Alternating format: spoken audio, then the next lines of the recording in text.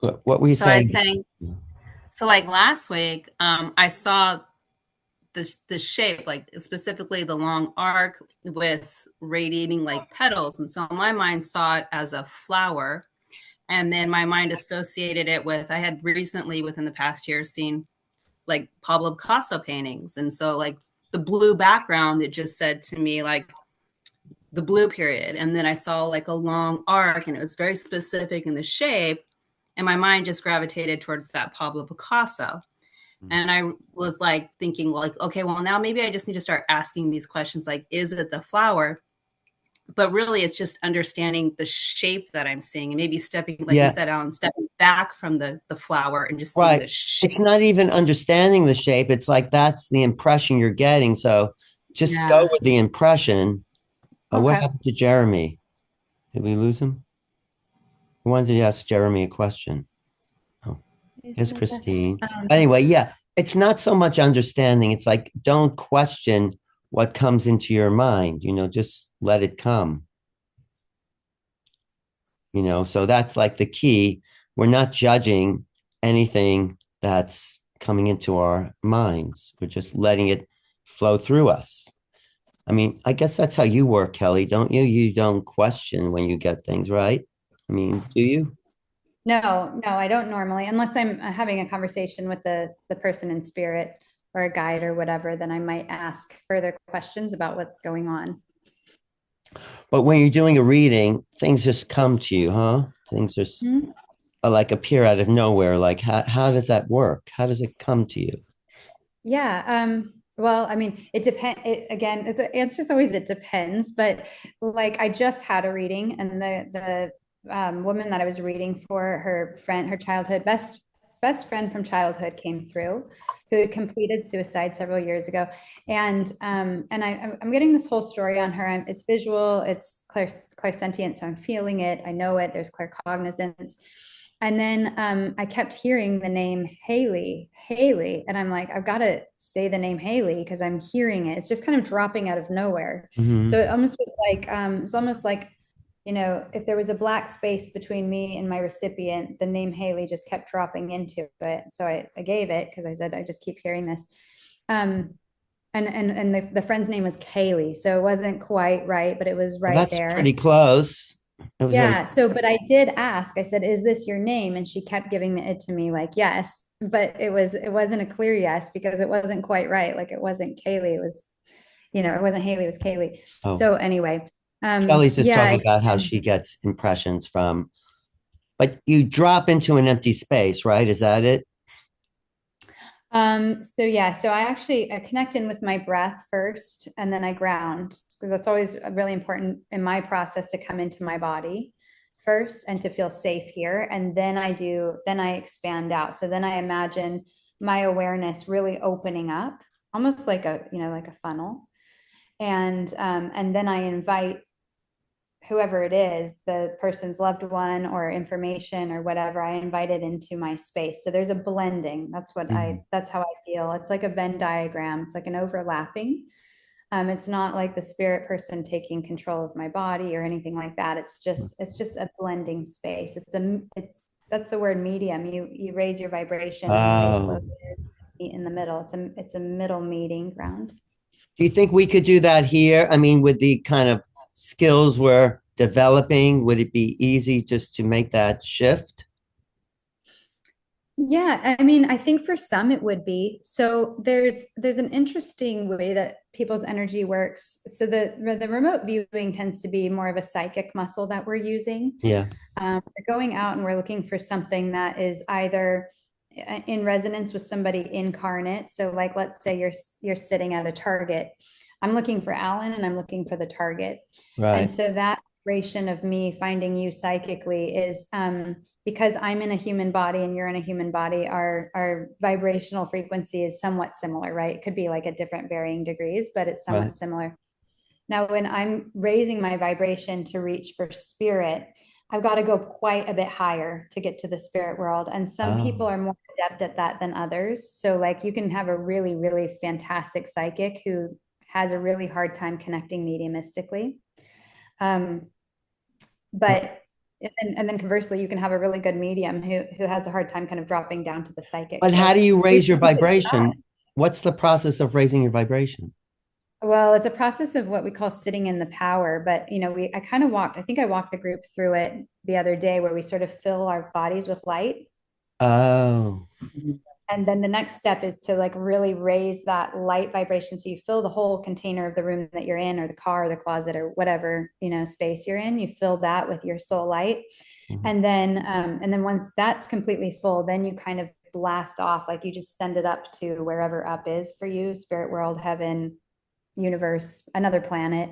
And then you ride that vibrational frequency. And then the discipline is really to just stay in that frequency, because I think kind of the desire or the natural knack is to go looking for stuff, Right. to go No, we're looking for not looking, we're like, receiving it. Yeah. yeah, you're receiving, exactly. So it's sitting in that power of you and holding that high vibration of you at your highest frequency. Well, And that over time kind of develops that muscle that allows you to then invite in somebody who's at that high frequency, a spirit person, an ET. well, can you raise our vibration now for all of us? I mean, can you? Yeah. So in a situation like this, where we've fed the field and we're all working together, and we have like kind of a networked group of energy, it is easier to lift it all. And people who are practiced at it, who've been doing this for a while, can help to lift the collective. What do you want to do it now? Can you raise us up now? I mean, Yeah, we just a absolutely. little. What's the end game? What are you Well, just envisioning? to feel what thanks for asking that. Just to feel what that vibration is like. And when we Mhm. feel it, we can maybe get back there easier to remote Yeah. view. I mean, does that Okay. make sense? All right. Yeah. So let me just make sure I'm kind of clear on the assignment. So we want to get to the highest vibrational frequency of, but this is how I term it, sitting in the spirit world. Yeah. I just sit there and hang out. And so we want to kind of go to that vibrational frequency, hang out there for a while, and then maybe in an exercise, we look at riding up and then viewing from above. Yeah, we could do that. Yes. Yes, we could. Let's try it.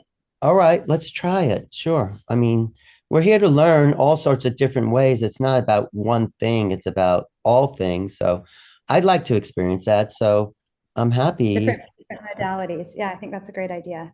Okay. Okay. Um, should we see if there's any questions from the last session Yes, before we get that's started? a good idea. Yes. Anybody, any comments or any comments about, like I asked Devin, she says she's getting some nice shapes. And anybody else have any feedback about, you know, how it's going for them? I mean, Margie, you did pretty well. You get any feedback there for? Well, with the RV tournaments, suddenly it took a nosedive. And I don't know why, except what I did notice is that I kept getting images of the second picture. Right. And because of that, I wasn't trusting, that wasn't the one, you know what I mean? So it's learning the discrimination Well, of which one was which. But I had kind of a real life experience during, over the weekend, where I oh, had to find my high school diploma for a oh, job that I'm taking. And that was a long time ago. So I didn't even think I still had it. But I'm finding that if I ask my guides to help me find it, rather than trying to go to a space, I'm finding like prayer and asking for the guidance. That works better for me. I mean, I guess it's different for everybody. But superficially, I looked through some file boxes, and then I sat down and I just asked for the guidance. And you know, sure enough, shortly after that, I felt like a force pulling me to look in this particular box that I hadn't looked in 15 years. And there it wow, was. great. Yeah, And it was yeah. So there. it was there. It was there. It was so perfect. It was like not dog-eared because I hadn't looked at it in God knows how many years. But anyway, so that was good. So for me, asking for the guidance works, you know. Yeah, asking. Yeah, it's about asking and receiving. Yeah, right. Yeah. Mm. All right, maybe my before we two go into cents. that practice, I just can do a little background, and then we could do that practice before we look at the first target. A good idea? Yeah. But any comments? Yeah, Lauren, hi. Hi. I was curious, when you and Kelly are doing it, are y'all projecting into the group like the image? Because I was wondering if you would get different results if y'all know what it is and you're projecting it and if we'd be able to read it more accurately, or if you don't think about it at all. Well, just to tell you that first image we did when I was showing the thing that Russell Tarr gave me, and people got notebooks and the microphone, I wasn't thinking that at all. That was a direct connection to the target, way beyond that. So I think that's Okay. something. I mean, sometimes I project the image. So sometimes it's just you tap into the target. And I mean, Yeah. there's no actual right or wrong way of doing it. So Okay. I don't know. What about for you, Kelly? Well, I thought it was interesting, the timing of that question, because Alan spoke at the Conscious Life Expo in LA on Sunday, and was talking on remote viewing, and he did that Russell Targ exercise with the entire room. It was a packed room at the LAX Hilton, and I was shocked by how many people got a lot of the details right. And the thought, I think Alan said this, was that he'd done this a couple of times, so it was sort of in the collective consciousness, and maybe Yes. that's why it was easier for people to pick up. So yeah, I think, Lauren, if we were to take a really raw target, like a brand new target that maybe Alan doesn't know about, and I actually have one today if we have time to get to it, and Yeah. I haven't spent a lot of time emotionally engaged in, and I just kind of put it out there and sang zippity doo dah in my head, it might be more difficult for you guys to tune into it. Right. But on that point, so there's the emotional aspect that we'll get into eventually, Alan, right? Like Yeah. the clairsentience of somebody who might be closely associated with the target, who might Yeah. know about the information. Well, actually, it's easier to tune into human beings than just a kind of straight, like, non-human sort of situation, because we emanate a field. So if we had someone go to some interesting unknown place and we were asked to tune into that, we could, you know, it's different because you're resonating with the living being, somehow you're connected to that. So maybe like we could do that next week. Someone could go to a location and but the thing that you said about showing that Russell Targ video, I've showed it many, many times, and it seems like every time I show it, more people get it because it's in the field. It's in, I mean, Yeah. and I guess it's part of the collective consciousness. It's resonant with that. So yeah, I'm always surprised how many people actually get that target right off the bat, as opposed to like other things which are more difficult because it hasn't been viewed that much. So that's good. Well, I had another question too. I had another thought. So in yeah, remote viewing, so because like y'all know the target and we end up knowing what the target is. And so I was wondering, like if you look back on your notes, like I wrote down bloated and then like looking at what Kelly, the elk that she had, I mean, I guess you could say it was kind of bloated, but I'm curious if we had no idea what the target was. Is that how it works? You have no idea what the target is and everyone's working to guess what it is. So how do you put everything together well, to, how you does that don't put work? it together. If I mean, lots of times in remote viewing, no one, even the monitor, I guess they call us monitor, doesn't. Sometimes they don't know what the target is, so it's a kind of blank slate, and still people can remote view it because they're going to like the piece of paper or the person. So, how does that happen? That's the miracle here, the how part.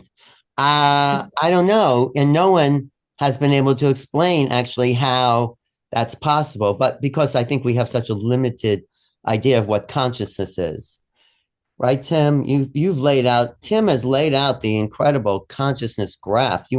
Hey, do you want to show that for a second, Tim, or Yeah, maybe let me next try to time? find that real quick. Oh, wait, you Yeah, find I'll it. try to find it. I might just want to go. I mean, we could do the meditation. Let me just go over this quick thing here. Let me just go slideshow current.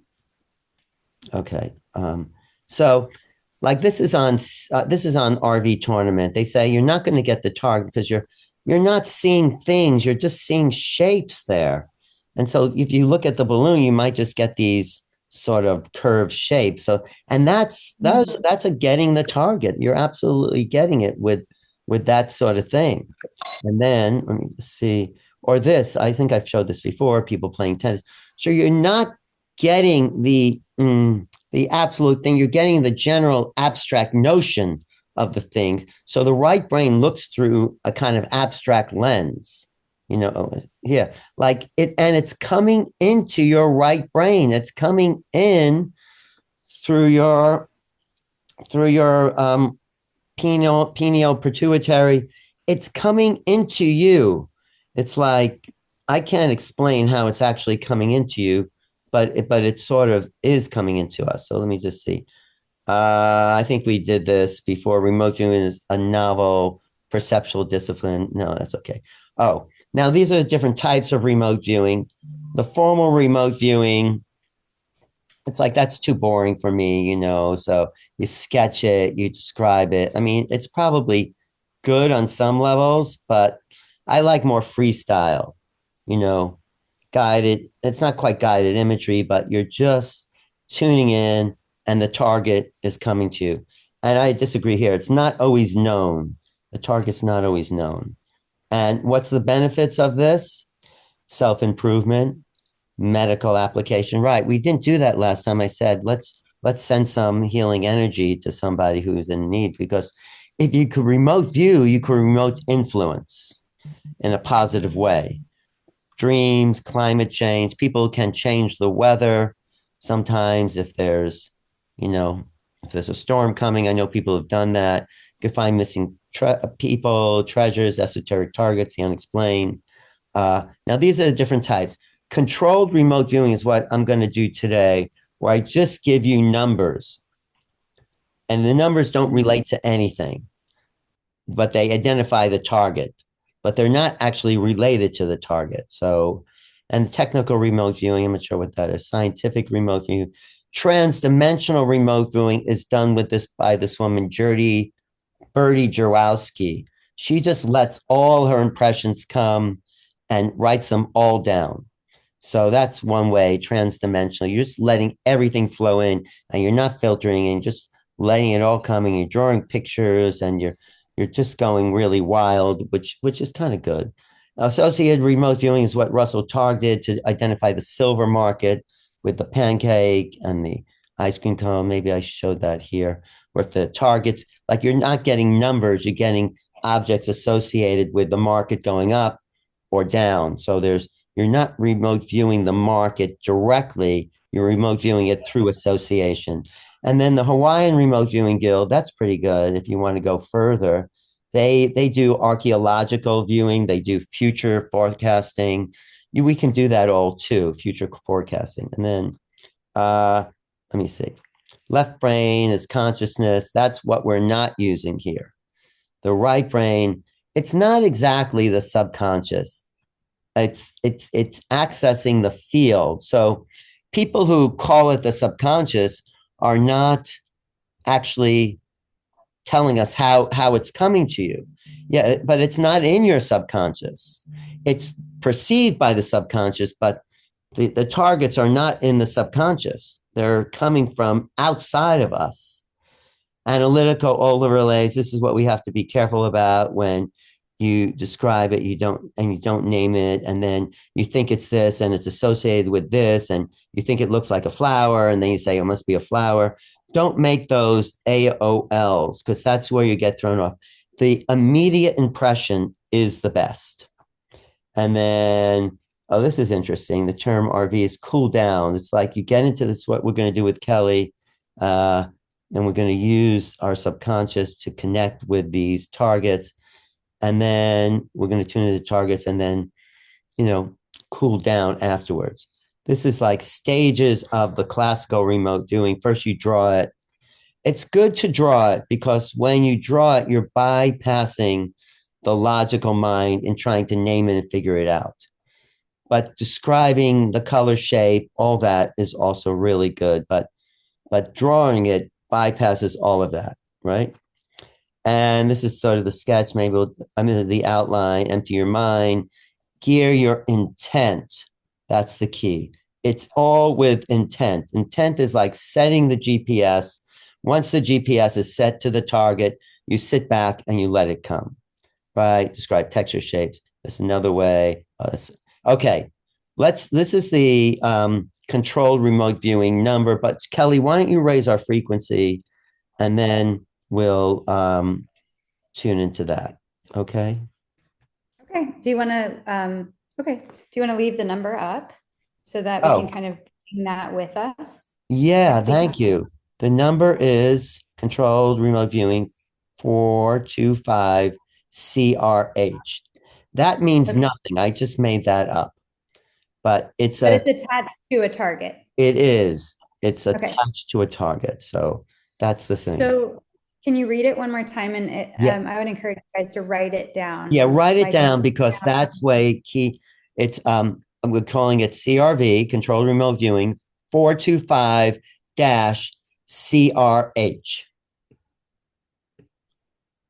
And that's going to be what you're geared to, and some even writing it down, you might be starting to get images right now. Are you getting images right now? You might just writing it down. You might. So let it flow through you, whatever's coming to you. And let's raise our vibration, please. Okay, you ready? All right, let's raise our vibration. Okay, yeah, everybody jot down your last impressions if you got anything for this, and we'll come back and we'll view it, so you'll have time. All right, so let me encourage you guys to get comfortable. Allow your physical body to adjust. Just feeling supported. Maybe you need something behind your back or you want to adjust your legs.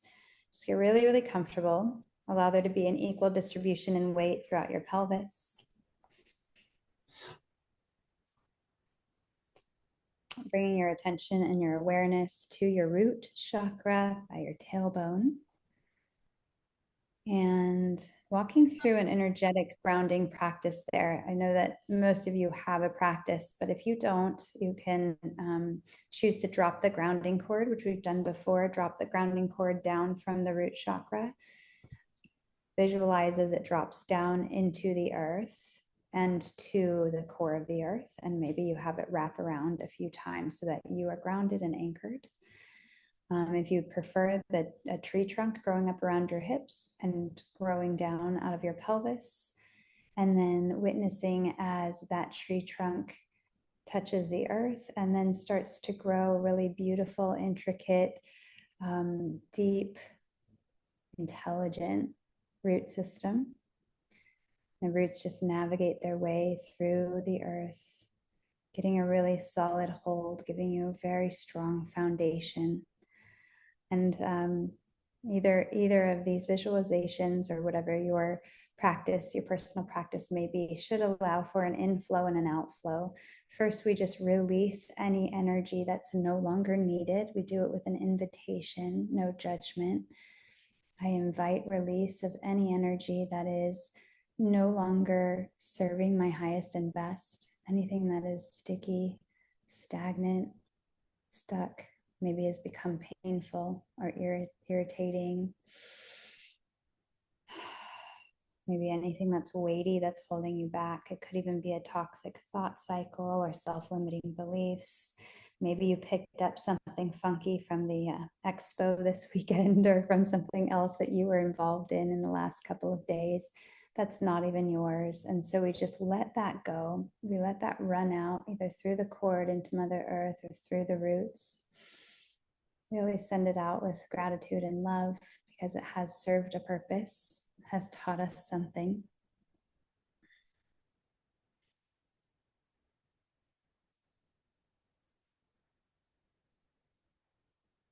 Letting go, letting go, letting go. And letting Mother Earth just absorb that, transmute it, compost it into something beautiful and nourishing, trusting that it's going to do that. And then once you've released all that you can, we invite in all that is nutrient rich, nourishing, supportive from Mother Earth, just trusting that our bodies, our spirit, our minds, our energy knows what we need, and we'll invite in exactly the right thing at the right time.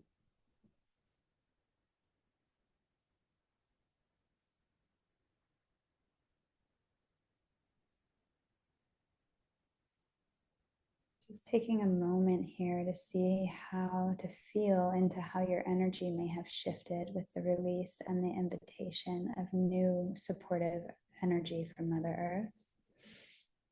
Allowing that feeling to integrate, settle into all parts of your being, body, mind, and soul.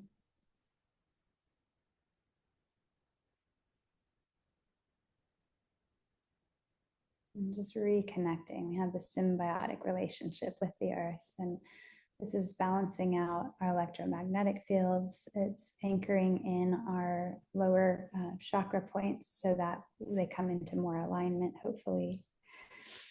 And then we bring our attention and our awareness up to our heart, our throat, the third eye, the crown. And anchoring into our breath, sealing our lips, breathing in through the nose, a deep, beautiful, expansive, sacred inhale breath, breathing all the way in, all the way in, all the way in. You reach the top, maybe you sip a little bit more, and then when you're ready, exhale, let something go, breathe out, release.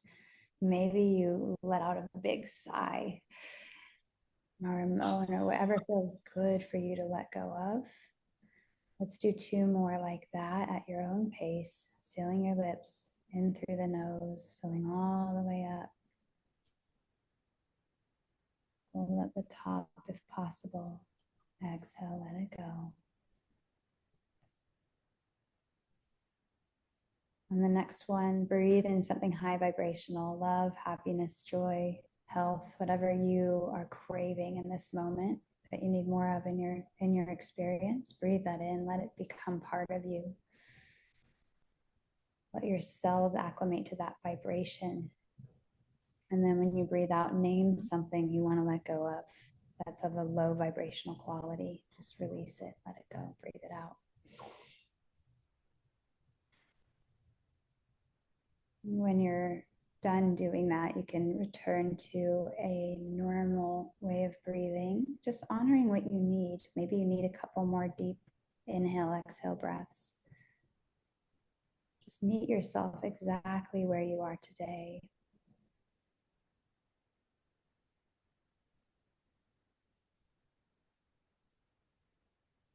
And we're going to journey up with our awareness and our attention and our intention to the top of our head where our crown chakra is. And we're going to open up, however that looks for you. Sometimes just see my half of my head opening up, or the whole scalp opening. You can just have like what maybe was your soft spot when you were a newborn. You can have that just sort of open, but we are looking for a connection here.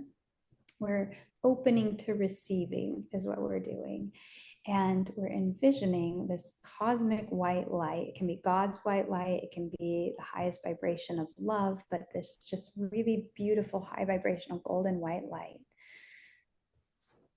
And we're just envisioning it flooding our being, flooding our body, almost as if somebody is pouring it into us with an endless pitcher of white light.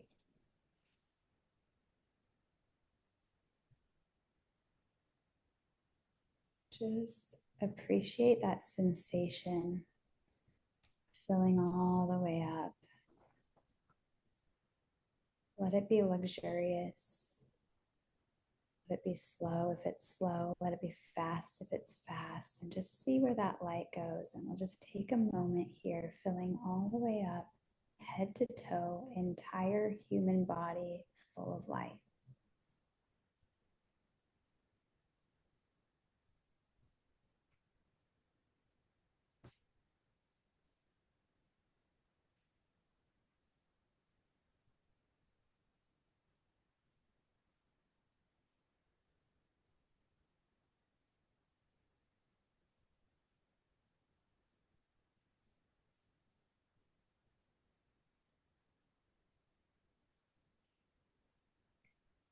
being the observer of the sensations, maybe in your body, maybe in your field of awareness, consciousness. Perhaps there's tingling in your body, maybe there's warmth. Maybe there's some frustration because you noticed that it was harder to get around a certain place. Just taking an inventory, taking a note, observing passively. How do you feel full of light?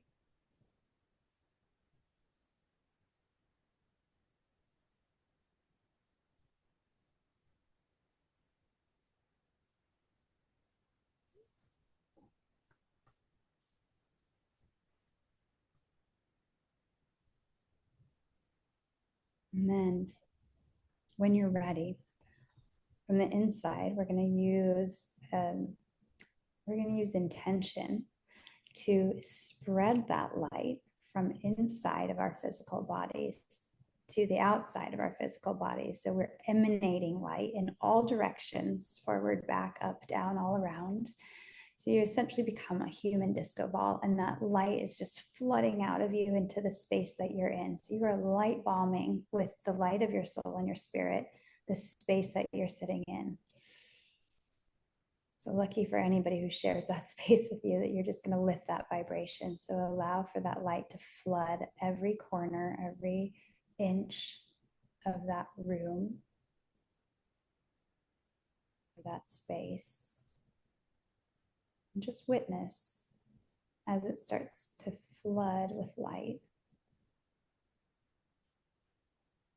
Get in the corners, floorboards, all the way up to the ceiling. And you can breathe freely and beautifully in this light. So it's going to just fill up all around you and you're going to be happy.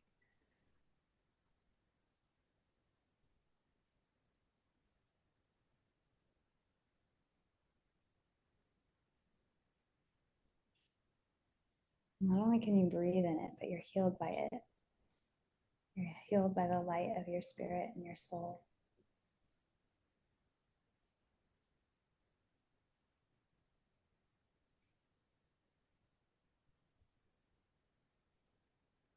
This light is alive. It lives, it breathes, it's intelligent.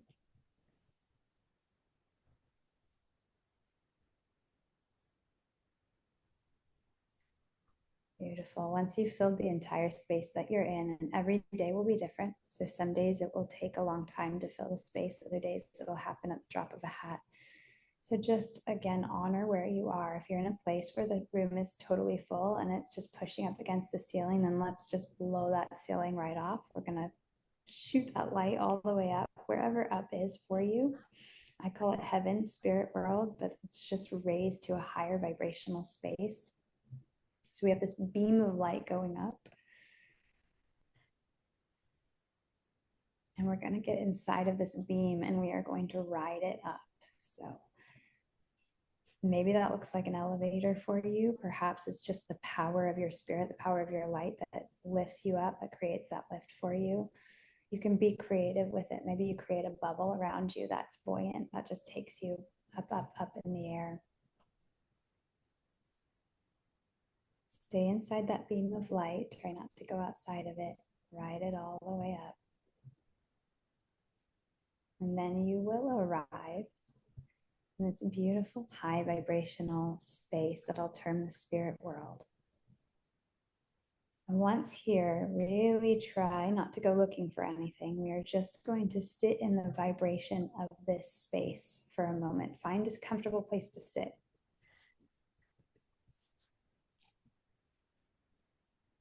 Make yourself comfortable there. And then settle in.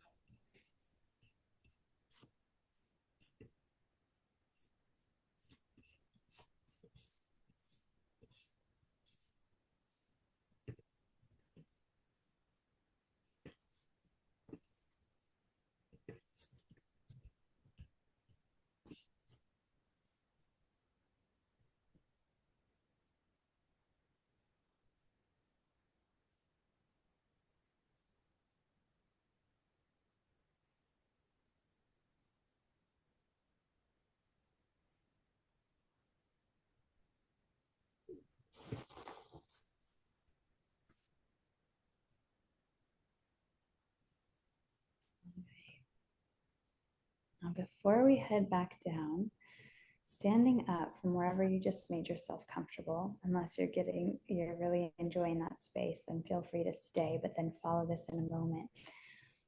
We're going to all stand up in the spirit world here in our own corner of the spirit world.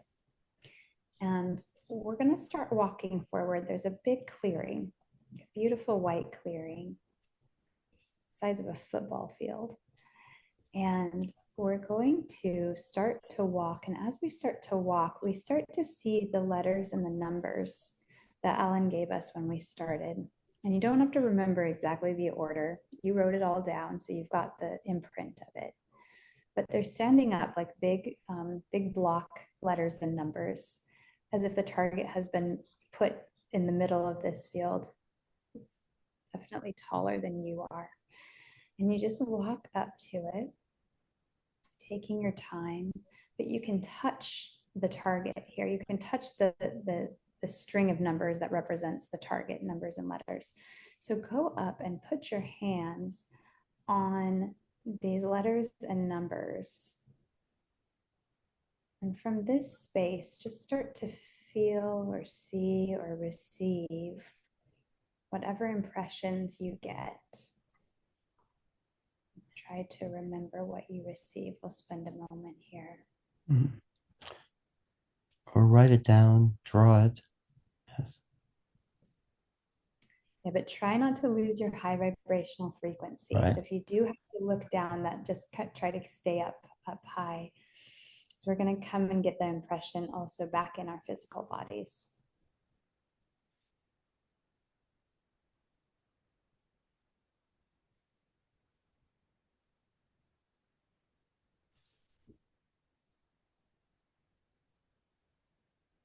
So allow yourself to really explore the impression of the target. Even sit up against the target numbers and letters in this space of the spirit world. Just let it come to you.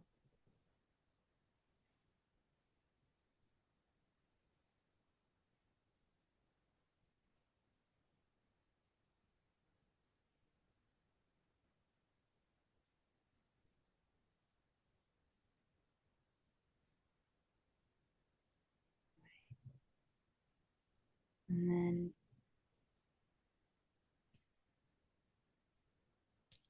as you're ready, we're going to start to find our way back to our beam of light. And we're going to re-enter it and take with us all of the information, impressions, feelings that we received from the target.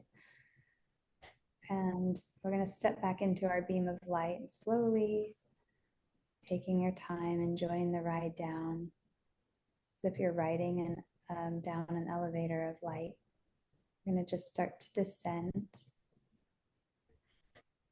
back down into the physical space that we're in, coming back into our physical bodies,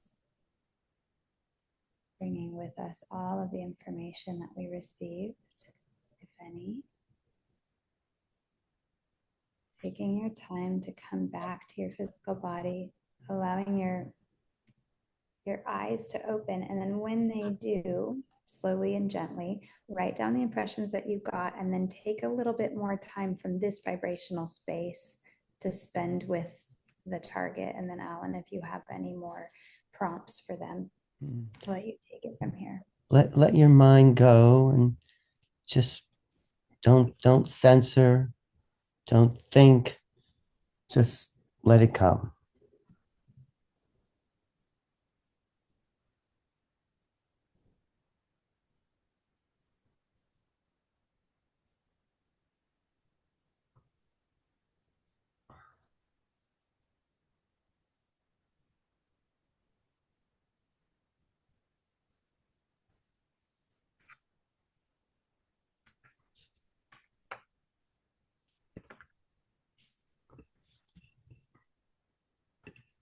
And remember, this could be anything, so don't limit yourself.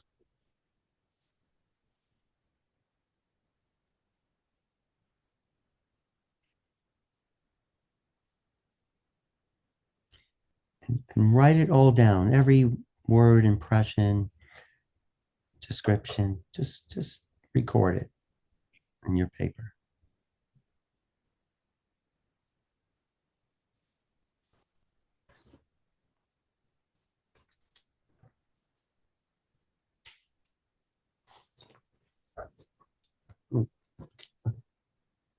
Um,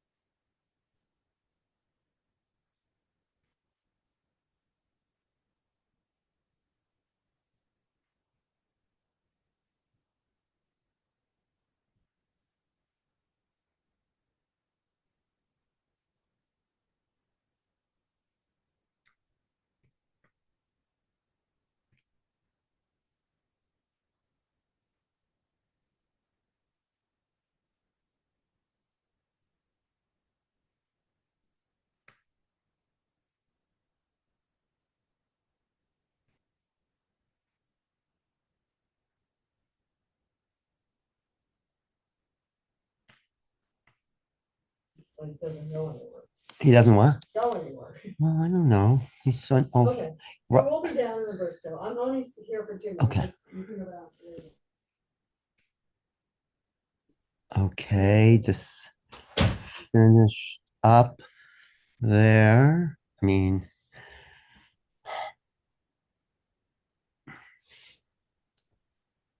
so just whatever immediate impression. We're still in the kind of learning phase, so don't judge it. I have to say, I feel better, Kelly, just doing that meditation. Oh, good.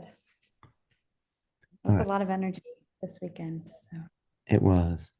Well, should we Yeah. go around? Kelly, when I first saw the number, I saw you seeing what it could be when I just read that number, those numbers. So, okay. yeah, it's Yeah. interesting.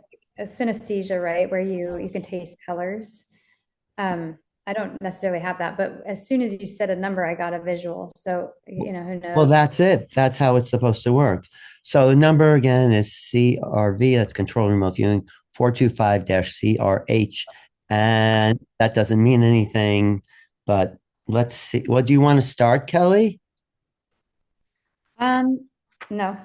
I want to All go right, you around. don't 'cause have to start. We can get someone else to start. Yeah. Anyone else want to start? Oh, Tim's still tuning in with us. Yeah, some people are still kind of getting. I know. We can take another few minutes, actually. Yeah, no problem. I'm just going to go to the bathroom then. Sounds good. Okay, be right. So maybe another 2 minutes or so.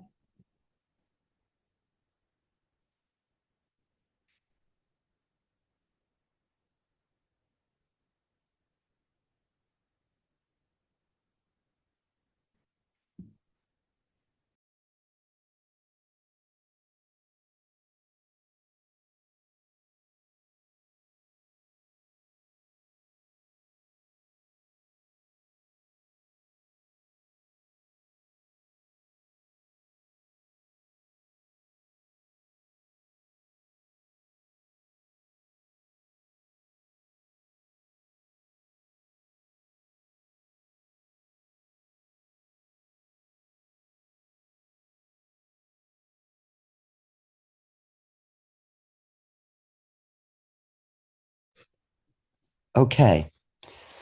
So, anyone want to just share anything? Remember, there are no right or wrong answers. It's just what you're tuning into in the collective field that and how open your mind is and what you're not allowing to get in the way. Most of the time, there's usually something that reminds you of that, but just the straight impressions. That's what we want here. Oh, Devin, do you want to try? Okay, why don't you? Yeah, I can start off. Okay, great. So I'll just put up what I saw. Good. I'll highlight you. And Uh, I went, okay. What is that? so I just stepped back from the shapes I kept getting, Yeah. and just tried to draw the outlines of them and focus more on that. So you step back. That's a good approach, actually, stepping back. Yeah. I should have mentioned. So yeah, this was, I kept seeing like sand or grains or something. And I was like, okay, well, maybe it's just the dots. And I kept seeing circle. This was a football. So Mhm. I was like, okay, let's just draw the sort of the shape of a football, not focused on a football, but just that shape Yeah. itself. Right. But I when you got, said it was dots, where are the dots? they're down here. Whoop, Oh, sorry. and why didn't you kind of highlight the dots? I mean, did they come in Um, they stronger? came through, well, they came through like glittering dirt or sand. So I was just like, okay, like I didn't want to draw dirt. I Why just wanted to not? draw. You could draw it all. You can. But I mean, saying that's Yeah. feels closer. No, you trust yourself. Draw the dirt. I mean, if you want. Draw, Oh, the dirt. I love it. draw the dirt. I So mean, yeah, draw the whatever dirt. comes to you. Just whatever comes. So, all right. And But go ahead. okay, so No, go yeah, ahead. and then I had an orange that came to me, and so Well, all I right. was like, I was like, okay, but yeah, I just got yeah. All right. I think you have aspects of that, but not all of it. But okay. What about you, Christine? And this is harder. This is harder to do than just, you know, something. What you get? Okay. Well, I got kind of that round like Devin did on the periphery, the top part, but more for me, it was more like a dome of some sort. And then there was some sort of light underneath that dome. And I also got the dots below, but mine were more like they looked to me like more they were smooth with a hard surface. Right. What And color they were was the dark. what color was Mhm. the dark? What color was the lights? What color? Well, I mean the You know, dots. I didn't give a descriptive of that, Alan. It appeared more like a gold orange All right. to me. That's But good. I don't know if you can I see. see that. Yeah. Yeah. That's pretty good. Yeah. All right. That's great. That's good. Right. So you got a strong impression of something like that, right? Yes, but what was interesting this time was I kept telling myself, I don't know what this is. Every time I would try to guess, it was like, I don't know what this is. And I was just at peace with that. So then more came through. That's a So, good reminder. Thank you for saying that. You don't want to know what it is because we're seeing in the dark. Anything you right, know is coming from the left brain. This is something you don't know, right. but you will. I mean, we're learning how to identify aspects of this unconscious force that we're connected to all the time. So that's great, Christine. Okay, who else here? Vanina, do you want to go? Yes. Hi. Hello, Hi, thank everybody. you. Um, so I saw this kind of brown things, and it looks like a dish or something similar, but it wasn't a dish. It looks something like a kind of long with a shape similar to a pen, but it wasn't a pen. Mhm. And this kind of the shape of droplets, but again, it wasn't that. So I was very confused because usually I will have some more information, but it was only shapes and it was white or whitish. But that's what it's supposed to be. Don't be confused. It is only shapes. It really Yeah. is until we get everyone to put all our drawings together. So that's great. I mean, of course, if it's something you know, then that's not the target because we're going into the unknown. I mean, eventually we'll say, oh, it's this when you really, but we're taking it sort of slow because that's like training like that. Okay. Thank you, Nina. Okay, Robin, do you want to share with us? I can't hear you. Unmute. Sorry. There. I was going to say, I apologize that my Wi-Fi is a little funky with the storms here. Okay. The very first thing I got was like the shape of a truck, like before we did anything, before meditation. Yeah, good.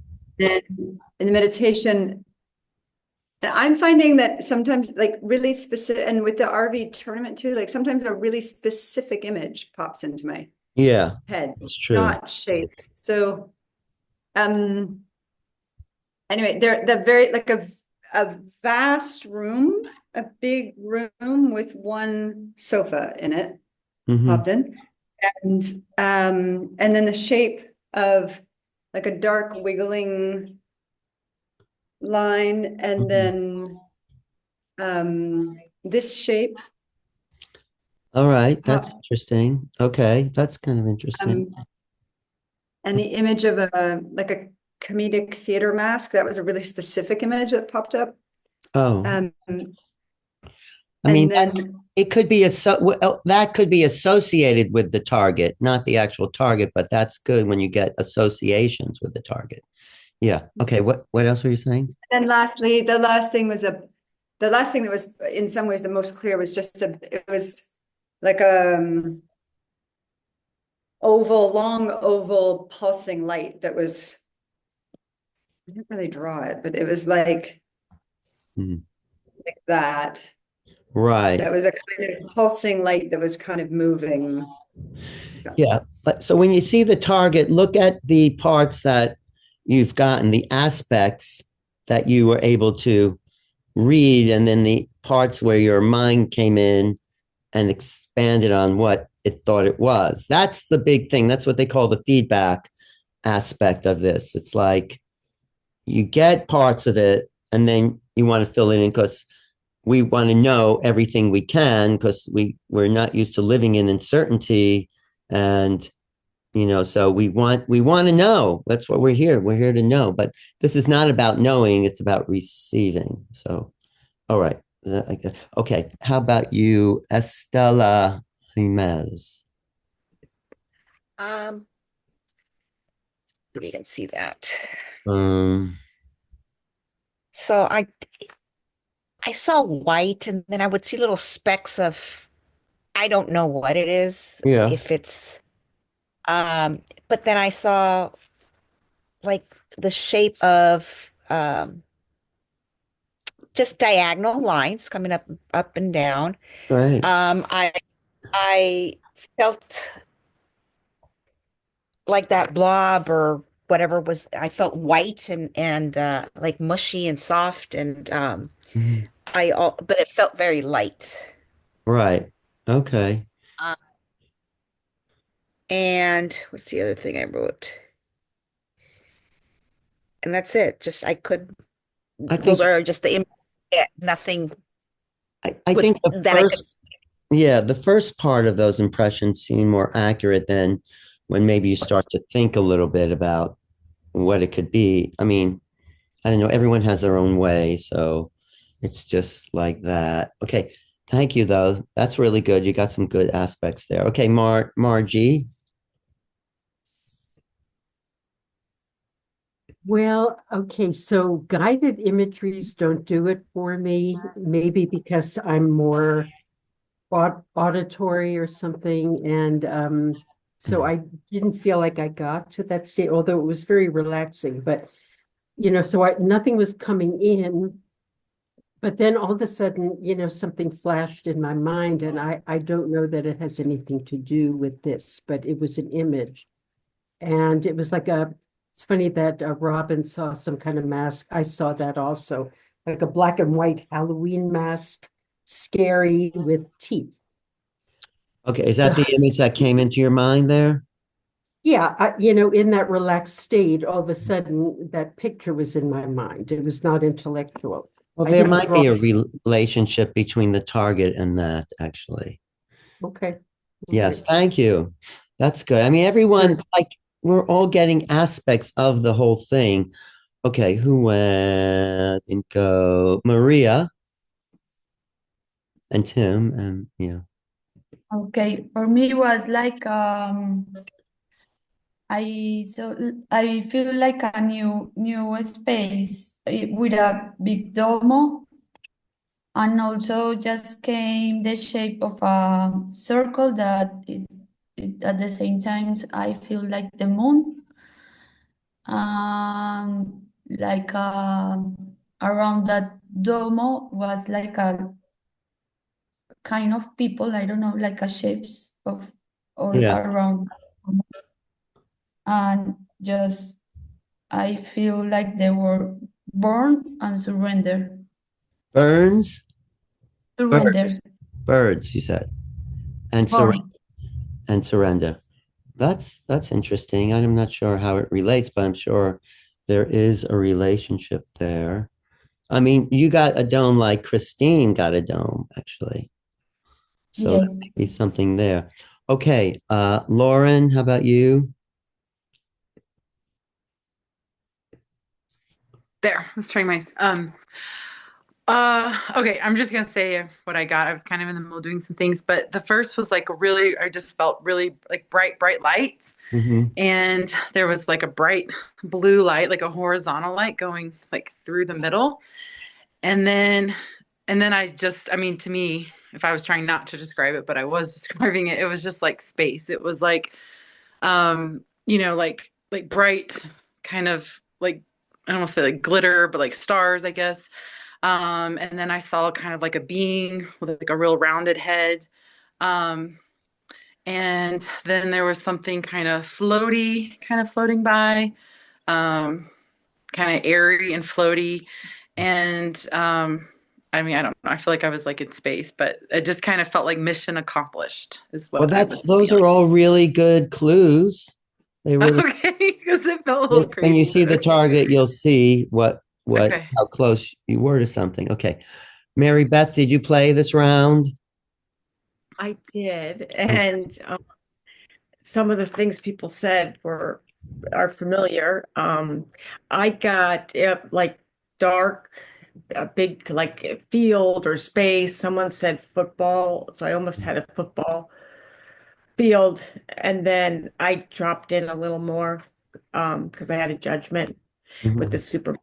So I just recalibrated Right. myself, and then got like to feel up. It felt fluffy, like cottony, and soft, up against the when she said this maybe lean up. I don't know if you can see that, I can see but it. this Yeah. was really like huge. It went up and it sended up. This over here was kind of like an image. There might have that one of the ones that keeps dissolving into something else, when you Yeah. sort of look at them. Mhm. And this had some depth to it, like the lines are to indicate Mhm. that just some depth. And the colors I got were like grayish, purple, red, and black. And I got it was kind of cool, but it had a solid, smooth edge, the thing I was sitting against. And there was something that like when water seeps out, there was a feeling of seeping.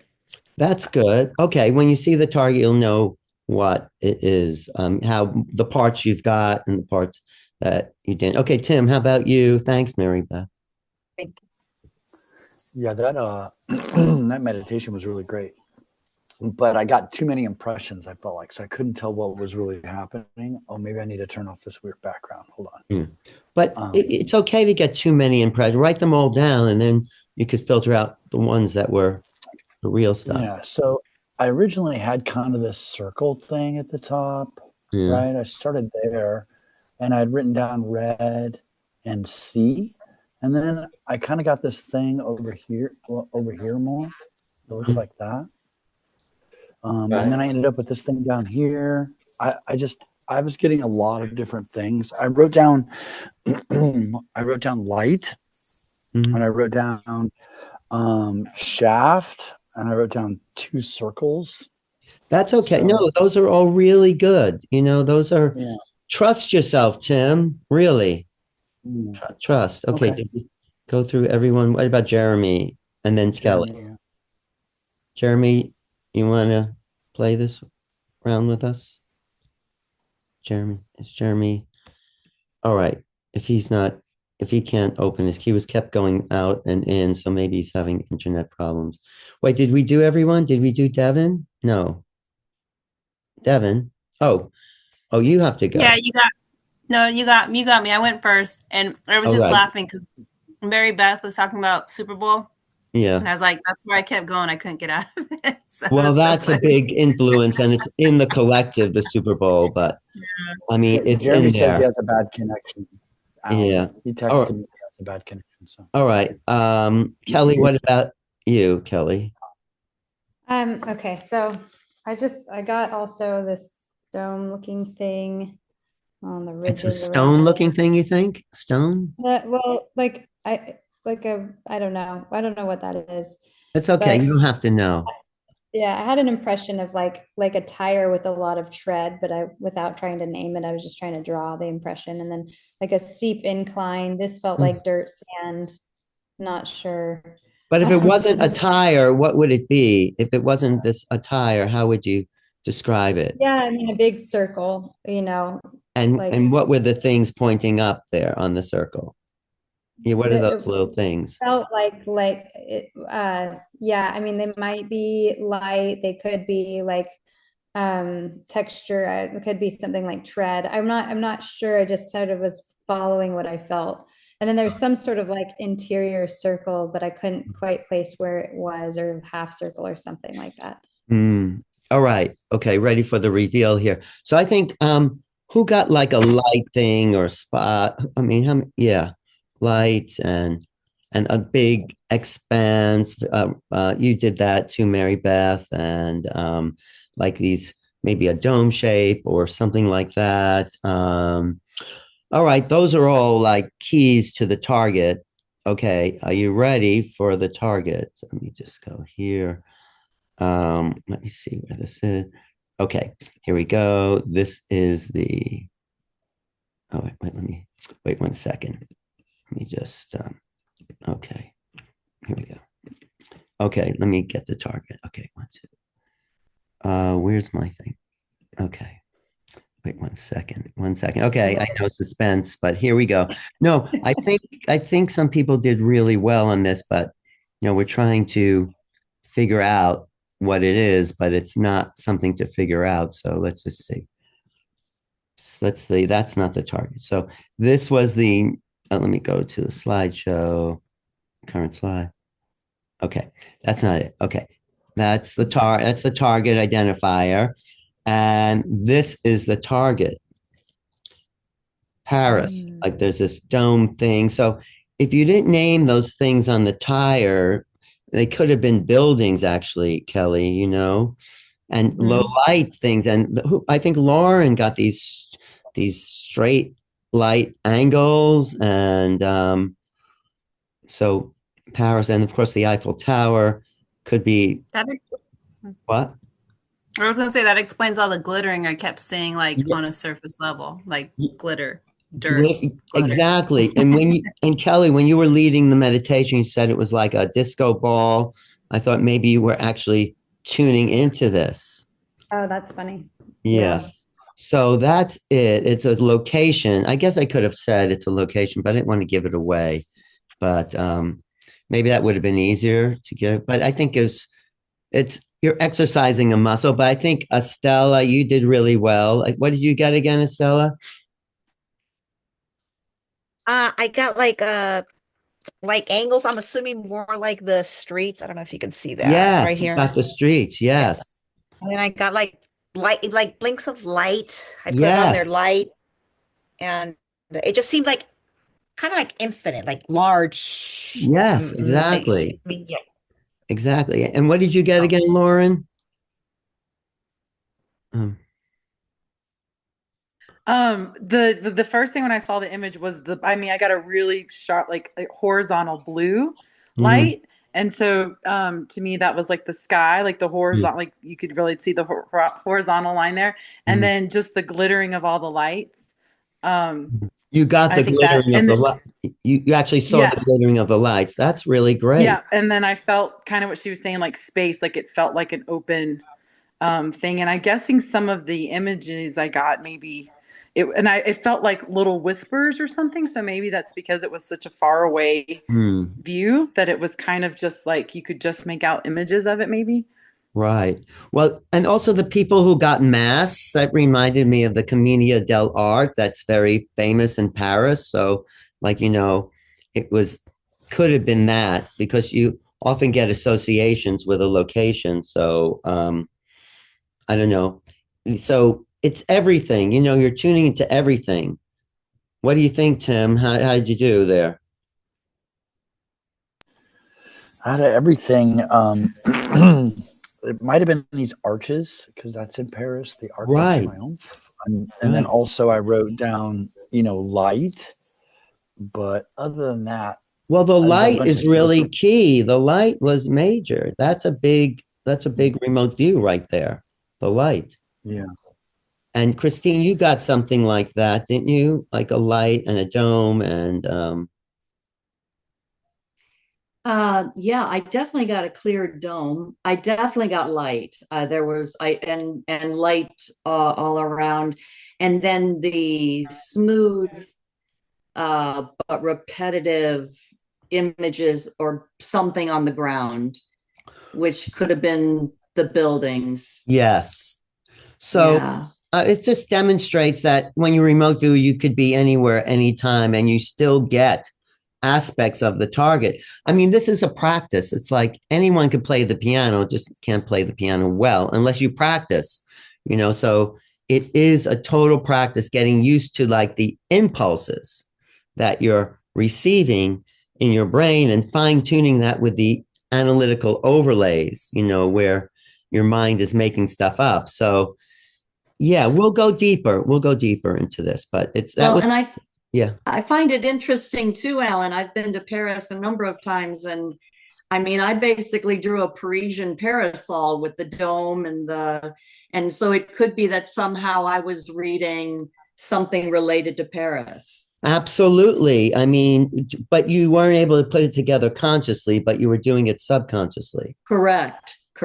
Well, we're going to develop your subconscious. So when then you'll be able to put that together. Yeah, cool. So great. Any other comments from somebody? Mary Beth, you see the wide open space? You got that. You really did. Big football. And I wonder if the idea of seeping was just the endless streets. Like when I saw those, that's what it reminded me of, like how the streets went. Definitely. I mean, if we put all the key clues together, we may have gotten the location. I didn't want to tell you it's a location, but I guess I could have because we're still learning. But I think it's better to just do it raw. What do you think, Kelly, about?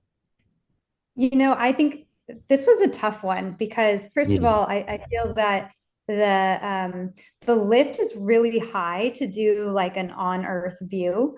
So when we went so high up, so I think it's all valuable. I'm glad we did it because it's interesting to work from different vibrational frequencies to find where you best start.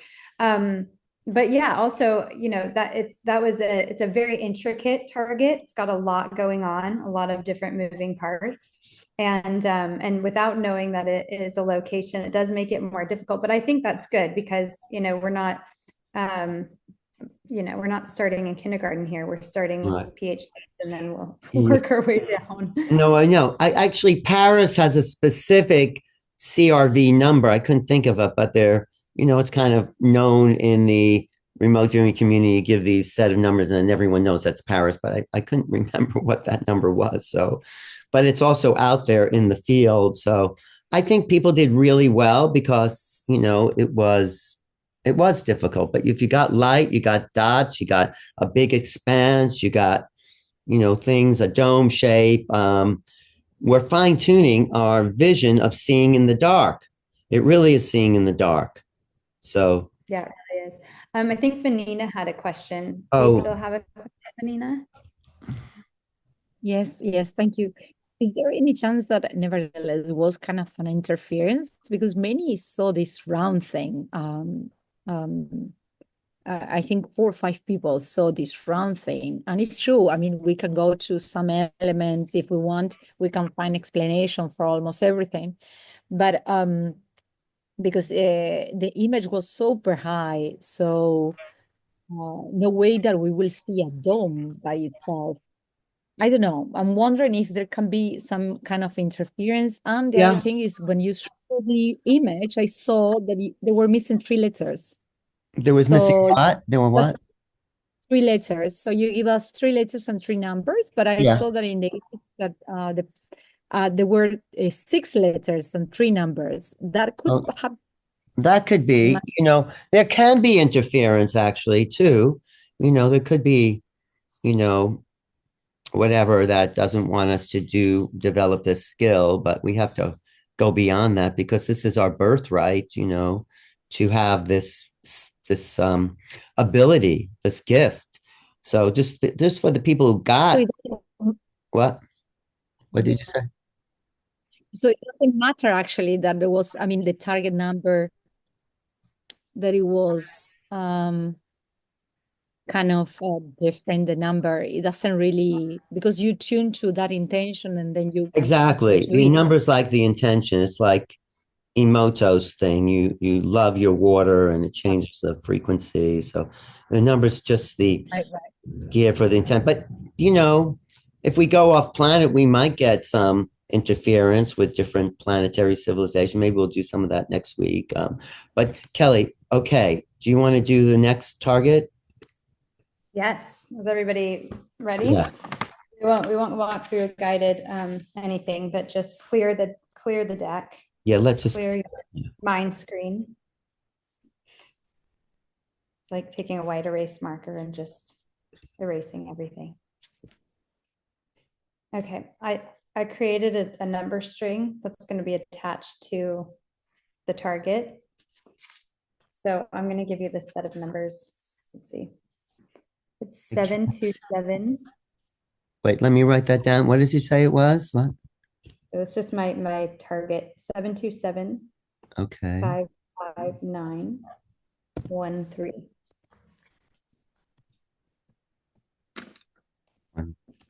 Okay, great. So take a Okay. deep breath, clear out, Okay. allow the impressions to come to you.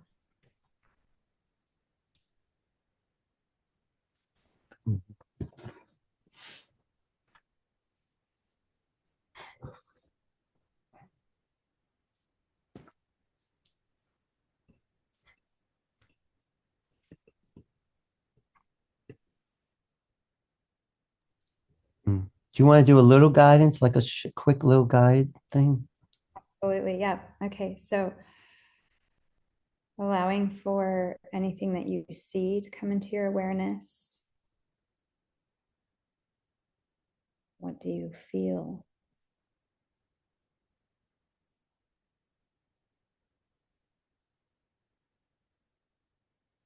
What surprises you about this target?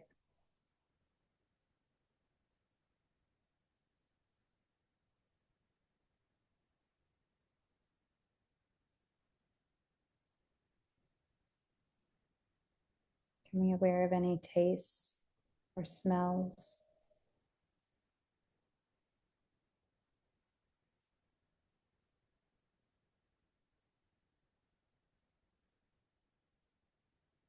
Any sensations.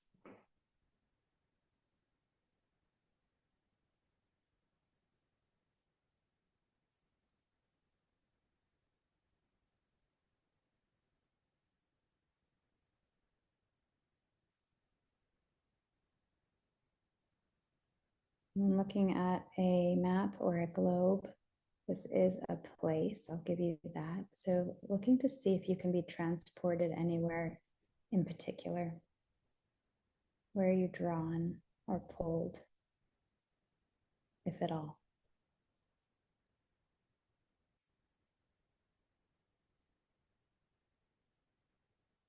Take some time.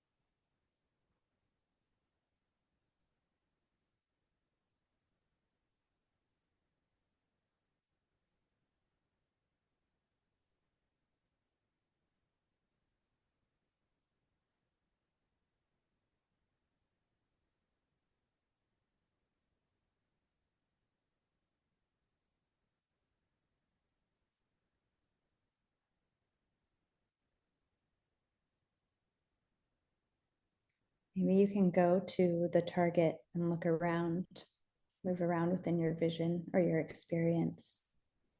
Maybe you can reach out, touch, feel.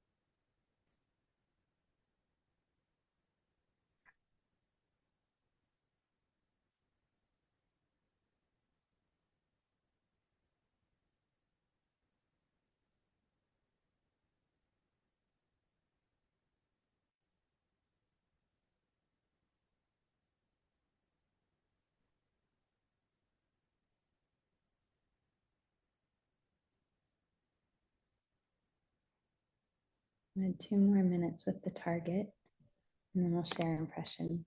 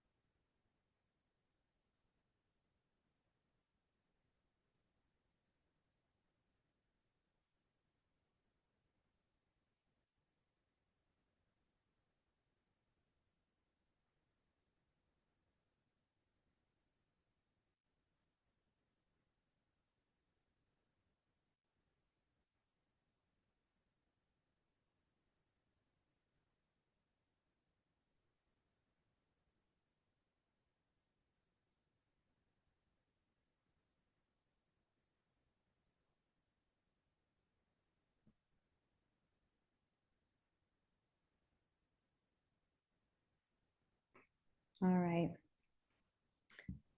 Let's see.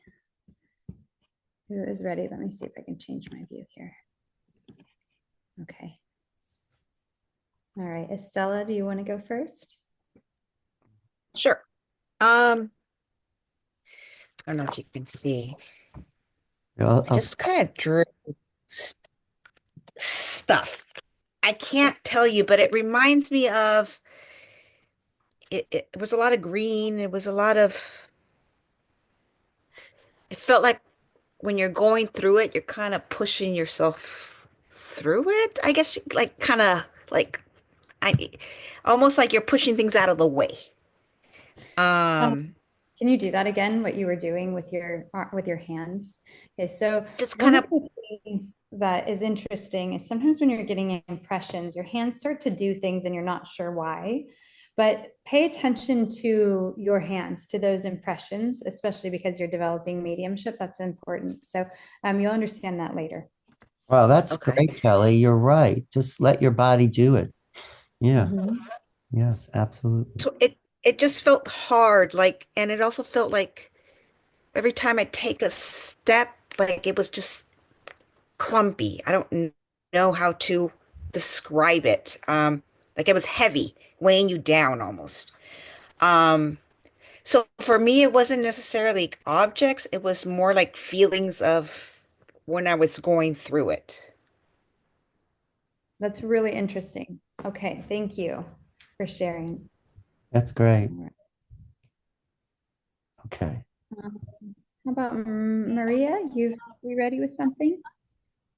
Yes, for me, it was so similar to Esther. It was like I feel like a river and a big trees and so fresh, but so full of green, different kind of trees. Okay, thank you. Mm. Uh, You know, the yeah. idea, Kelly, is if you can put all these clues together, every piece, then we can actually get the actual target when people come up. Absolutely. Well, yeah, because there's already a common theme emerging. I mean, both of them have said Well, there's a common theme emerging that I'm picking up Yes. on. Okay. Yeah. All right. Okay. How about Vanina? So I think my left brain took over because it's something completely different from the girls. Don't judge it. Don't judge it. Just tell us. It's okay. Anyhow, so I saw this kind of round, this shape on the side, these things. Yeah. And I was rough and hard, and then I saw a kind of a square shape, and I saw a whole of kind of a shape of a locket. And I saw paper things. Yeah, that is it. Well, that's good. It's good that you didn't name it and just let yourself draw it. That's like really important to Yeah, just that's really good, Vanina. And you're gonna see that it makes sense. exactly. Just the when you think it doesn't make sense, it does make sense. All right. I'm just going by who's next on my screen. Tim.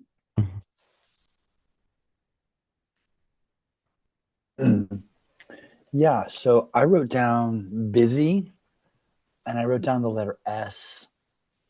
And then when you said place, I immediately wrote down the word Tokyo, but that's just my left brain, I feel like. So I kind of had this drawing of like, it is just a real mess.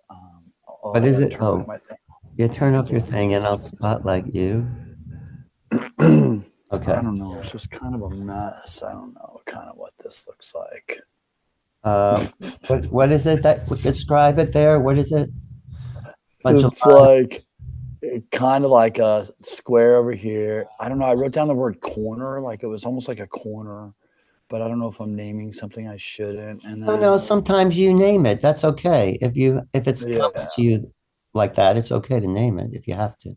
Yeah. I'm not sure what to make of this drawing. So I mean, it's interesting because Tim, if I were in the CIA, I would say it looks like you're at the right place. Right. You know? Even though it seems like really abstract from your view, I can understand how you're getting that. Well, that's interesting because I'll trust you, Kelly. It is abstract. We are dealing in the abstract, the unknown, the uncertain. So we're trying to formulate a reality out of something we don't know, but we're getting aspects of it. It's just sort of miraculous. Okay, Kelly. Yes. Who's next? All right, let's see. Christine. You, go ahead. I don't know. Mine was very sensory. I kept feeling, I wrote down warm, tropical, muggy, felt heavy. I saw orange in the upper part. Beneath me on my feet, it was grainy. It was grainy and smooth and warm. I did get green. I did get the green of the tree, or what I thought could be a tree. I got, again, without trying to name it, I got like Vanina. I got these. And then from a clairaudient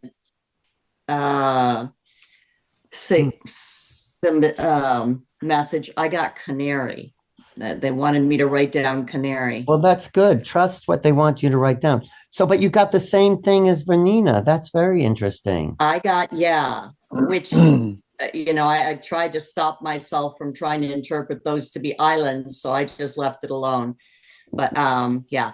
Well, sometimes you do get a strong hit of it being something too. So okay, maybe it is something like that.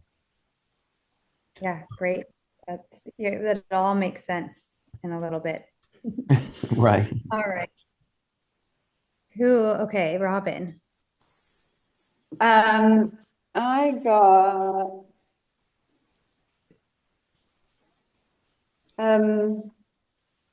interesting, like Vanina, I also had this quick impression of kind of female figure like that.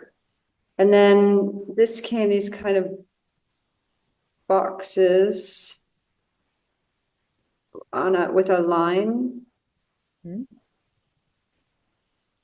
This was sort of jagged something. It came twice, 2 different times in sort of different forms. I don't know what it was at all. It was more like jagged shadow kind of shape thing. And then this right angle was really strong. Like that kind of, yeah. Anyway. That kind of confirms what I got. So, okay, go ahead, Kelly. Well, I just wanted to say to what Robin said. Well, I see where the right angle is. Okay. Anything that comes in duplicate, but especially pay attention to something that comes in threes. So oftentimes if I receive an impression in communication, I'll just say, if that's important, give it to me 2 more times. And so the fact that you got it twice and then you trusted it, that's good. I mean, and it'll make sense to you when I show you the picture, I think. So, all right. Let's see. Alan, I'll have you go last. So Margie, thanks, Robin. Well, I didn't get anything. No image, no voice or anything. So I think I do better when there is kind of like a narrowing down of the target. Like Alan, when we were on the cruise, you said, okay, it's something in your pocket. Right. You know, so then I was able to direct my attention to the pocket, you know, or looking for an object or something. So it's just, you know, or maybe I'm just easier for some people. Ready for dinner. I think I'm just ready to eat dinner. If I could just, I don't know if this is quite right for you, Margie, but energetically, what feels like is happening is, you're kind of going through transition. You know, there's the sort of like the natural remote viewer, which is what you are and were, and then you sort of have become, you sort of like broke the naturalism and you're becoming unnatural because you're learning the process. And then you'll go back to being natural again. But in the sort of like breaking down the process, and you know, Alan kind of guiding you through it, or me guiding you through it, and learning a different way, you're kind of like, I'm blocked, you know. So it's actually a good thing, because you're going to come out on the other side and all of it's going to merge together. So I wouldn't get too frustrated in it. It just feels like that's what's happening right now, is it's a little glitchy. Yeah. You know, that is what Russell Targ says. There is a kind of, not beginner's luck, but there's a beginner innocent mind that happens when you first start. And then you start to think about it and, oh, it must be this. But there is the first impressions in those first couple of things are like, boom, pops in. And then, you know, the idea is to keep going with it. But that's really good analysis, Kelly. Thank you. Yeah, just don't get frustrated. You're getting a breakthrough here soon. Yeah. But thank you. Yeah, I love, thank you for the honesty. Mary Beth, have you shared on this one? Oh, no, but I did get a lot of some of the familiar ones. That idea of pushing through, I felt very resonant. I didn't experience it quite that way. Can you see that? I got like this thing here. Hold it back to your face a little bit. Up. No, it looks a little blurry. Just describe it. Maybe close to the camera. Oh, is that? A little more, yeah. Yeah, that's better. Yes. What is it? This here. Oh, I don't. Well, the thing that goes up and down, and it says hot, I think, on it. I started getting that like sensorially, in my torso. I got heat, but it stopped at the top, and it felt like it could be, it felt, I don't know, like it could be going off. And then over here, felt airy. I felt like a sense of air coming through. It wasn't necessarily that shape. Here felt like wet. And then like, this was almost like the texture I had, was like if you were touching like a horse or a snail right around the eye of the horse. And it seemed like there were little whiskers or something. This was a shape that was kind of blue, like almost like a star. And this was the sun. I got a sense of like light coming through. So I just, and I got a jungle. I got a jungle and I got a place. That's great. Wow. Yeah, great. Thank you. Okay, Lauren. So the first image that came to my mind was like I saw a bear, and then it felt like very kid-like. Then it kind of almost was like a cartoon bear, so it made me think it was some place that was like happy and like rides and stuff. And then I kind of jumped to like the Santa Monica Pier because I asked where is it at, and then I could see like the ocean. So then I was like Santa Monica Pier, like rides, amusement, busy people. And then I flipped between that and being in like a forest in Japan, like trees and I don't know. So I kind of was going between the two, either a forest in Japan or like Santa Monica Pier. So if you were to, did you draw anything? No. Mm-mm. Okay. So if you were to draw something, it'd be interesting to see with all of the various impressions that you got, what would emerge from that picture of it. I wonder what that Yeah, I didn't. I was packing for a trip, but yeah, I would have. So if you're saying like take the abstract forms of those things, Yeah. Yeah, because there's a lot of naming in it, but if you took the emotion and the feel and then started to, to draw it, yeah, it might be a picture that would emerge that would make sense because there's aspects of what you've said that make some sense. It'd be okay, interesting to see what you felt drawn to put on paper. okay, okay. Yeah, I mean, no I'll make pressure. sure. Okay, I'll put that next time. Okay. I think we just need you to, if Jeremy has an okay signal, we'd love to hear from you, Jeremy. If not, then we can go to Alan unless I've missed anybody. All right. I don't think he's able to come through because he kept going That's off all right. and on a lot. All right. Well, if he comes in, great. Yeah. Okay. What I got was the first impression of something very solid in the middle of a clearing, like like a structure or solid or maybe a big rock and then there was maybe I was kind of hypothesizing or clearing around it, but I don't know, is the solid mass in the middle. So, I mean, my mind named it like the Pyramid at Chichen Itza or something like that. But there does seem to be jungle around or something like that. But in the center of it was this form. It's really Yeah, you're right. big form. Mm-hmm. It was what you said? You're right. There is a big solid form in the center of something. Oh, okay. So that kept coming to me. That just kept coming when I kept viewing. Okay, what's the reveal here, Kelly? Well, I feel so excited because there were a lot of like really good hits on this. Oh, wait, before you show that, can you just sum it up? I mean, okay, who's showing it? But sum up all the all right, sum up all the clues that pointed to it because you were writing it down. So with all these clues. There was an interesting sort of common thread of wet, water, river, ocean. So there's a lot of water imagery, and then there was Vanina and Christine who drew like water droplets. Yeah. And or perhaps an island, which was maybe one of the water droplets, which it is. So this is the Fontaine de Artemis. It's the Fountain of Artemis in Sicily. Oh, hold it up there. Yes. Can we see this? I can see it, but I can't really make it out. I don't see the fountain there. So it's a female form. This is Diana.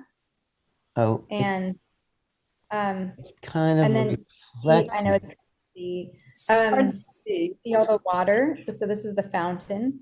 That's all water droplets. Where's the Artemis part? Well, this is her face. This is Diana, right? And that's her face, her chin, her boobs, like torso, her hips. And then this is the right angle, I think, the hand and the arm. Oh. And when people got this thing pushing away something, what was that when they were? Well, I think that was the water. I mean, that was what I got is sort of Estella was like swimming through water. And, what was interesting about Estella's impression is it was almost like she became the statue. Because she was like, when I try to walk, it's heavy. So she was almost the woman in the statue feeling what it would be like. So she became the target, which is an interesting way to do it. Yeah, that does happen. You becoming the target is another way. You're right, Kelly. That is another form where you just totally immerse yourself in it. Yeah. That's So interesting. I mean, it's interesting that, somebody drew the island. It looked a little bit like Sicily. But then also water drops. So what you were doing, Vanina, with your water droplets, it was kind of like, what is this? Don't know if it's grapes or whatever, but you drew it. It was really cool. So everyone got a little aspect of it in a sense. Yeah, and like Tim's, even as I'm looking at it, his was like sort of an abstract drawing of the figure of the woman.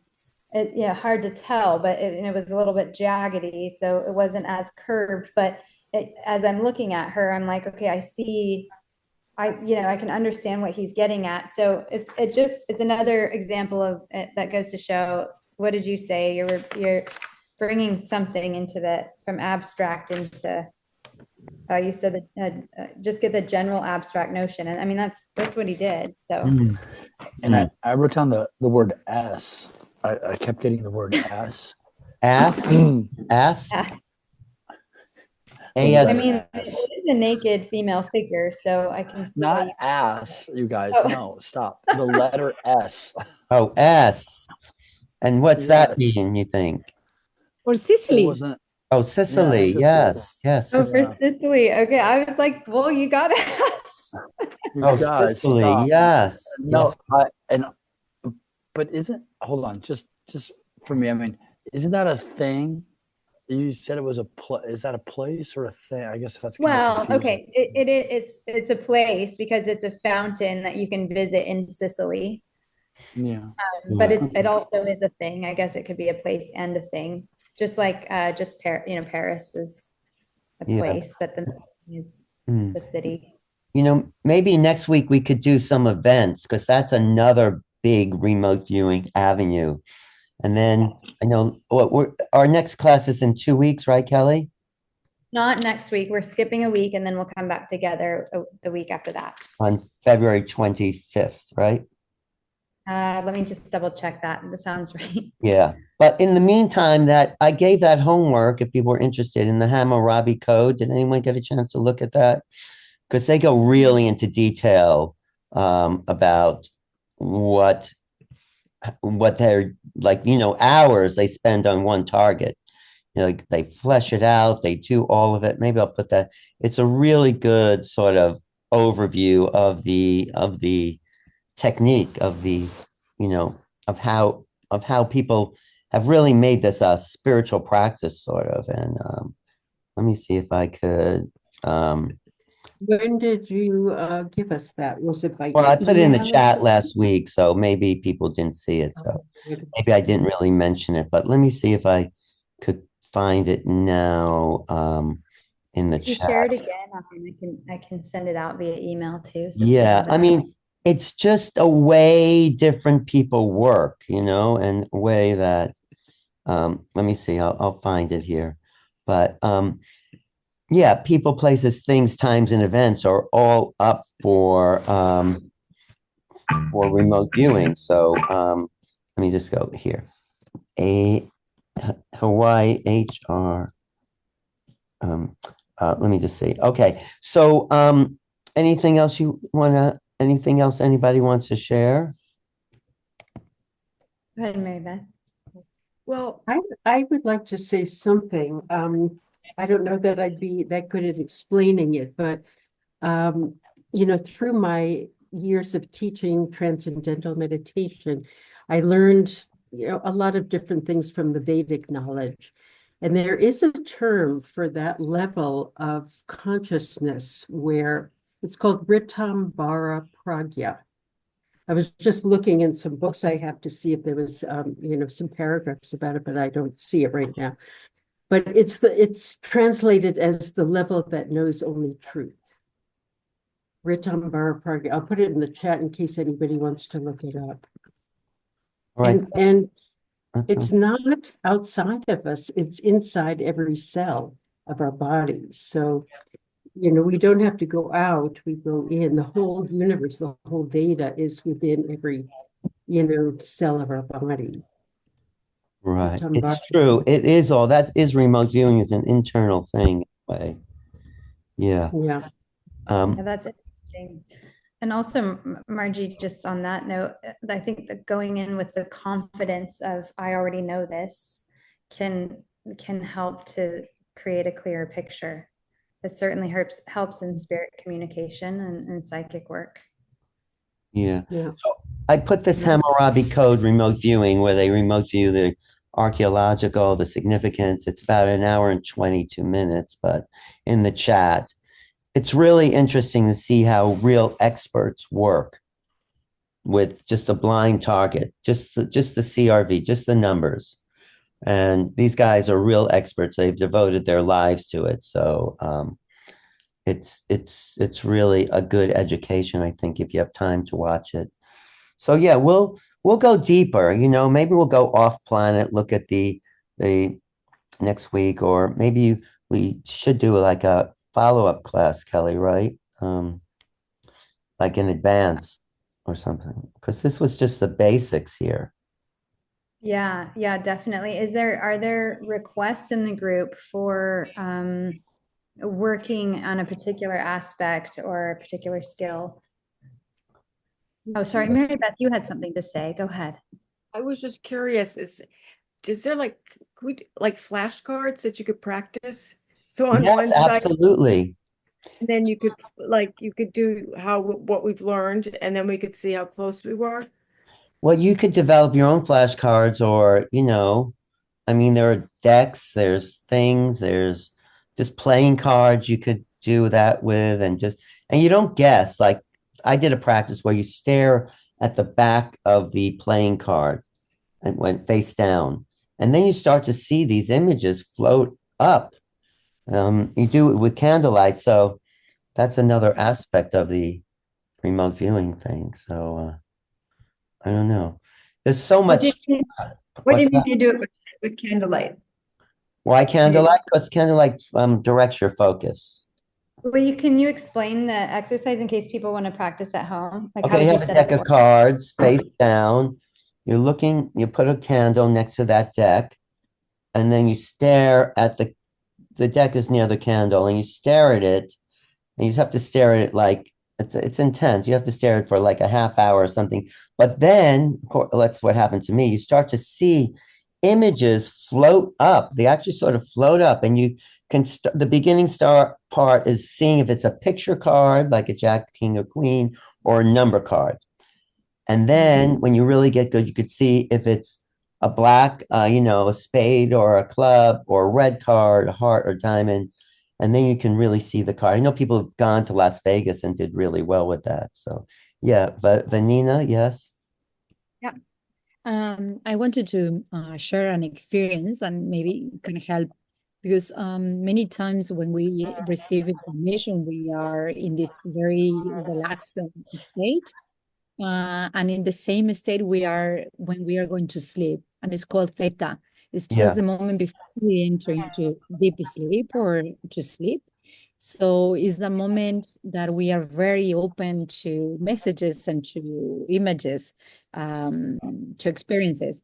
So many people will do is to kind of sit in a chair and try to sleep and then put a pen or something. And as soon as the pen falls, they will come back and they say, okay, I'm in theta.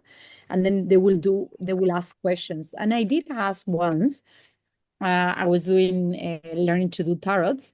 And I say, what is the message or what cards I need to see? And I saw 3 cards very clearly. And I went to bed, and the next day I said, okay, let's see the cards now. And I got the same 3 that I saw very clear in a theta state. And many other things happen in theta state. But I'm trying to say, use your theta state before going to sleep, just that moment that you're super relaxed to ask and to see and to travel. Yeah, the theta state is the clear state we can access a lot. Thomas Edison would do that. He'd fall asleep with a weight in his hand and he would be drifting off, but he would then be able to be lucid in that altered state and ask for a vision. So that is a technique. Yeah. or and also binaural beats are also a thing with at the Monroe Institute, brain left and right brain balancing. So there's lots of ways to get to that state. I like it more organically, kind of dropping into that deep, clear space and seeing what happens. I mean, I think we did really well here today because you all got aspects of something that wasn't possible to know in a sense. So, but there were aspects that came through. And if we put it all together, like they did at the CIA, we might have gotten the actual targets. So it's always interesting how the mind works. I call it the yoga of the mind because you're seeing what is the clarity of the vision and what's being overshadowed with association. So, like, where does that fresh impression come from? And does that feel different than the derivative stuff? But maybe it doesn't. In Bertie Jarowski's thing, she says, write it all down. Don't even make a distinction. She's someone to look at, with Bertie Jarowski, and Lynn Buchanan is another one. Paul Smith is another well-known remote viewer. But, we're starting out very basic here. But no, you are getting aspects of it. Your right brain is being developed. That's what I could say in this class. So it's like seeing in the dark, the lights go on quick and it goes off. And what was it that you saw? So anything else, Kelly? Would you mind putting the names of the remote viewers that you just mentioned? Yes. Okay, there's a lot of good remote viewers. One of the best is Paul Smith. All these people have websites. Paul Smith and Lynn Buchanan. I have an interview with Lynn Buchanan. He's good. And Bertie has been doing remote viewing for years, and she's developed her own style. Jarowski. And Joe McMonagle is somebody who was in the original McMonagle, and he works at the Monroe Institute. So there's some people that we can all. I mean, if you want to go further and really develop this as a practice, I mean, you could get paid a lot of money locating missing children, cars. I mean, Uri Geller would be hired by mineral companies to look at a map and find out where the gold or platinum is. And he made a lot of money doing that because he was really excellent. So, yeah. Well, yeah, maybe I'll review some of those people, but so 2 weeks, but look at this video about the, here, I'll just pull that up quickly. And Mary had a comment. I'll be quick because I know. What's that? Hammurabi's code. Finding History. Sorry. What did you say, Kelly? Oh, Mary Beth had something to ask. Oh, go ahead, Mary Beth. I think you were talking when I came on, like that idea of finding a child or finding something. Is that something we could practice in our homes? Like finding something. You could practice it. You could practice it anywhere. I mean, also medical intuitiveness, looking at people's bodies and seeing where, there may be an injury or something like that, and sending energy, remote. Should we do that? Anybody have someone who needs some healing? Well, I could take it. I've been having a headache, so because of the expo being too, I could take a little energy. So everybody focus healing energy. Yes. Alan's head. Right. To any other part of his body that might need it.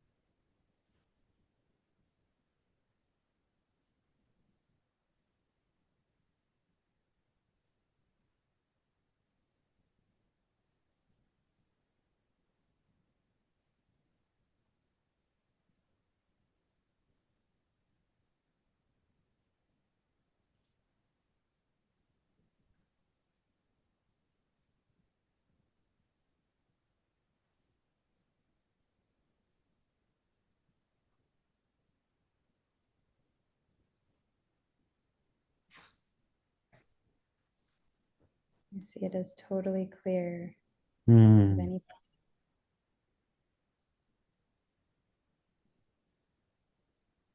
free from pressure.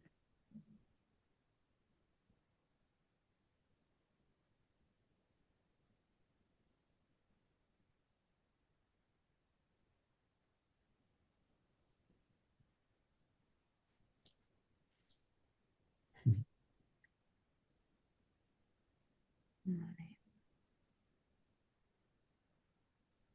And then when you're ready, just coming back into your own space. Mhm. Mhm. Thank you. It did shift something. It went from headache on this side to kind of shift a little bit and lessened, you know. And as Lynn McTaggart says, he's sending healing energy also heals you. That's what she's discovered in the Power of Eight books. So, well, Is thank you. your headache Hey, right Alan, here on this side?